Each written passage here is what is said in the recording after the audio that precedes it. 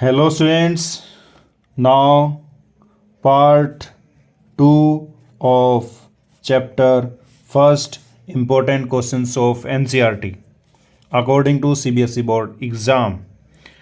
Now next is अब इसमें आपके पास जो पार्ट 1 में डिस्कस किया था फर्दर, अब यहाँ पे सॉल्व कर रहे हैं पार्ट 2 के अंदर।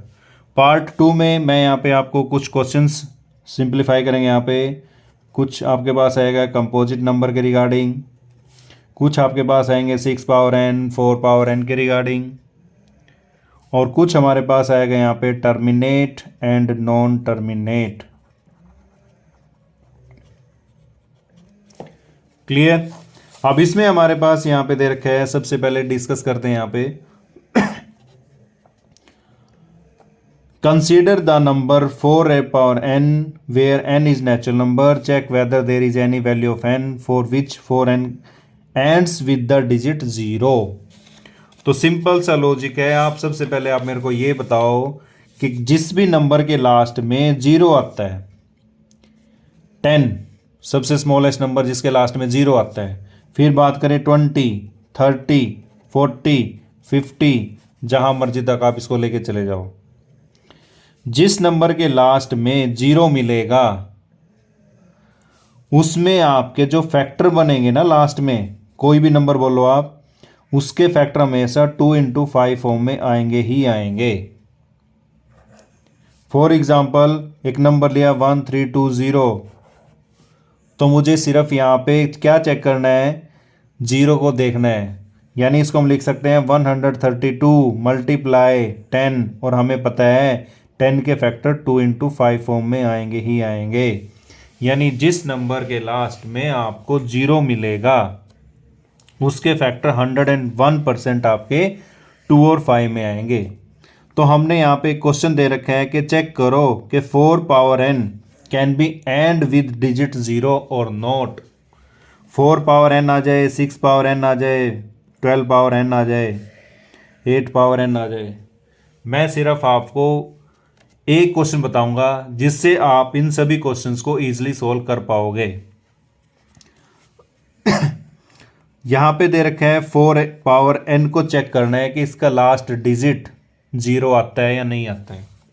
तो इसके लिए हम क्या करेंगे, यहां पे हम मान लेते हैं कि 4 power n can be and with 0, कि भी जिसका लास्ट डिजिट होता है, इसका मीनिंग क्या है, 4 पावर 1 हो सकता है मीन्स 4 पावर 2 हो सकता है मीन्स 16। तो n का मतलब है यहाँ पे natural power, natural number 1 2 3 4 5 6 and so on. 4 power n can be and with 0। तो अगर इसका एंड 0 से होता है देन कि जो 4 पावर n है उसके फैक्टर क्या बनेंगे, 2 × 5 एनी प्राइम नंबर। जैसे मैंने आप बताया था 1320 का फैक्टर करो, 10 तो आएगा ही आएगा, साथ में 132 भी आएगा। तो ऐसे ही जब हम 4 की पावर n के फैक्टर करेंगे 2 और 5 आएगा, साथ के साथ कोई प्राइम नंबर भी आएगा और उसकी पावर क्या बन जाएगी, n बन जाएगी। बट वी नो दैट, कि हम जानते हैं कि भी जो 4 पावर n है उसके फैक्टर तो 2 × 2 है। क्या है फैक्टर, 2 × 2, यानी 5 तो इसका फैक्टर है ही नहीं। तो हमें पता है now 5 is not factor of 4 n, hence 4 cannot end with digit 0। ऐसे ही हम यहां पे डिस्कस करते हैं 6 पावर n।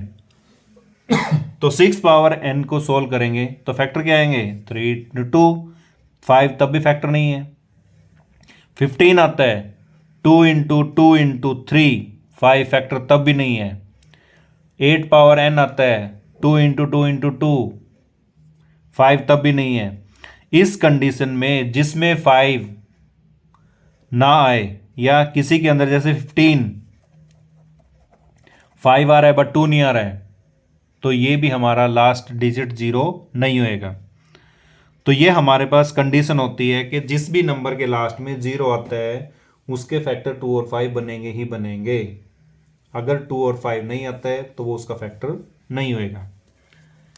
नेक्स्ट नंबर हमारे पास आ जाता है क्या, टर्मिनेट एंड नॉन टर्मिनेट।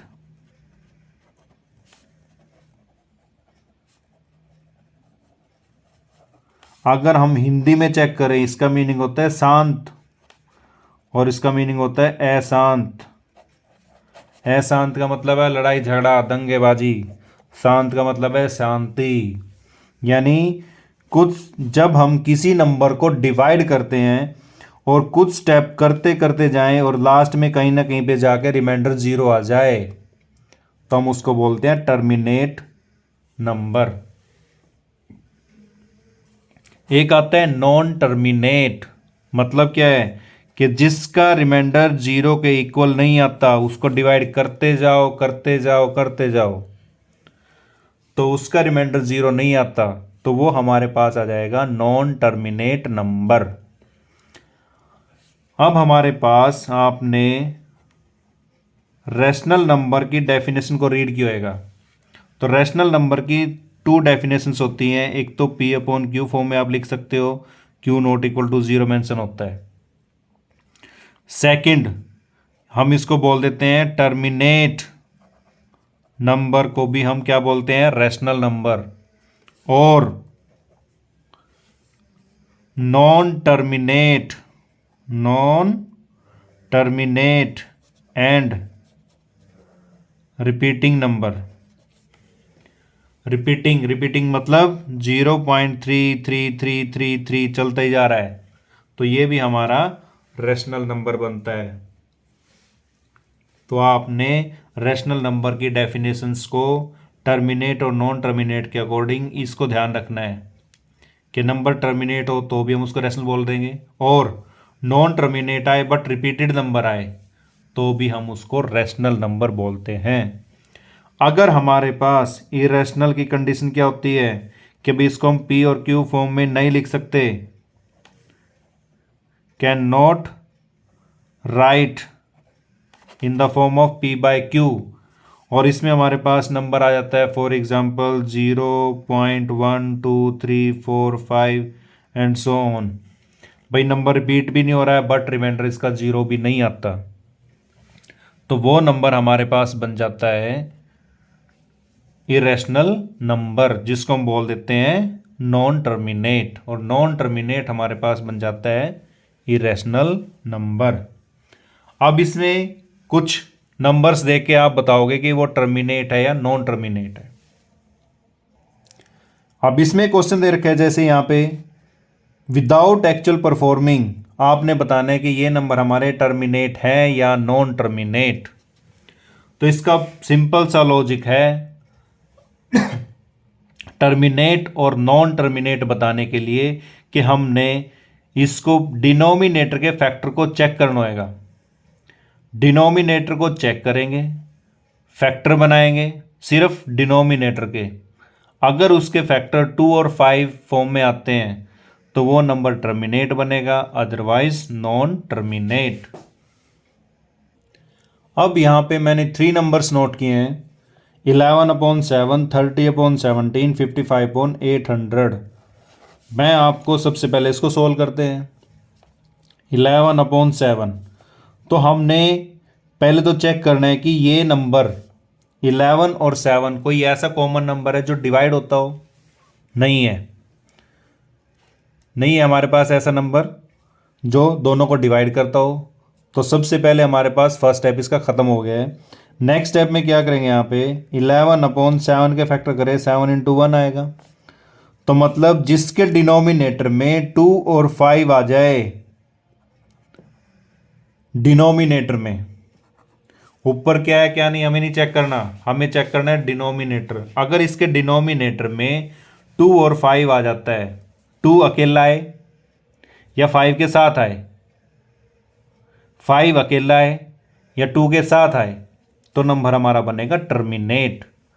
अगर इनके साथ कोई थर्ड कैंडिडेट एंट्री कर जाता है, थर्ड कैंडिडेट कोई भी 3, 7, 11, 13 और भी कोई नंबर आ जाए तो ये हमारा इन दोनों की गहरी दोस्ती गड़बड़ा जाती है।